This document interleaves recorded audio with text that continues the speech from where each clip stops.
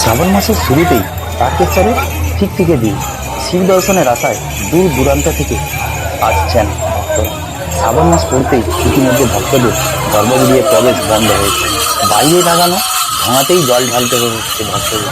শ্রাবণ মাস পড়তেই শুরু হয়েছে শ্রাবণী মেলা। তবে তিথি অনুযায়ী মেলা শুরু গুরু পূর্ণিমা থেকে, শেষ হবে রাখি পূর্ণিমায়। তারকেশ্বরে শিবের মাথায় জল ঢালতে লক্ষ লক্ষ পুণ্যার্থীর ভিড় উপচে পড়বে গোটা মাস জুড়ে।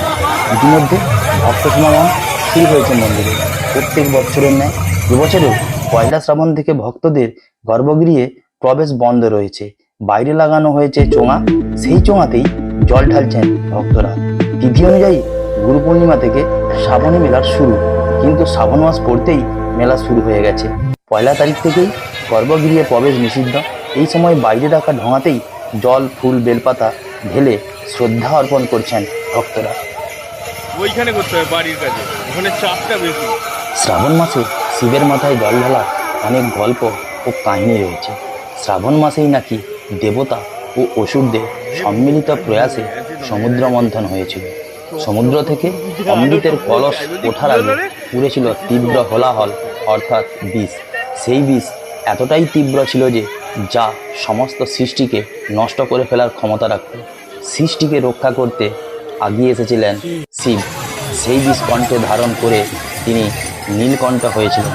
তাই বিঘ্ননাশা শিবকে সেই সময় বিশেষভাবে অর্চনা করা হয়। শিব যেমন নিজে বিষ ধারণের কষ্ট সয়ে জীব ও জগৎকে রক্ষা করেছেন, তাই শিবের ভক্তরাও পায়ে হেঁটে কাঁধে বাঁক নিয়ে ইচ্ছ সাধনার মধ্য দিয়ে পূর্ণ সলিলে তাকে বিশেষভাবে অবগানন করিয়ে পুজো করেন।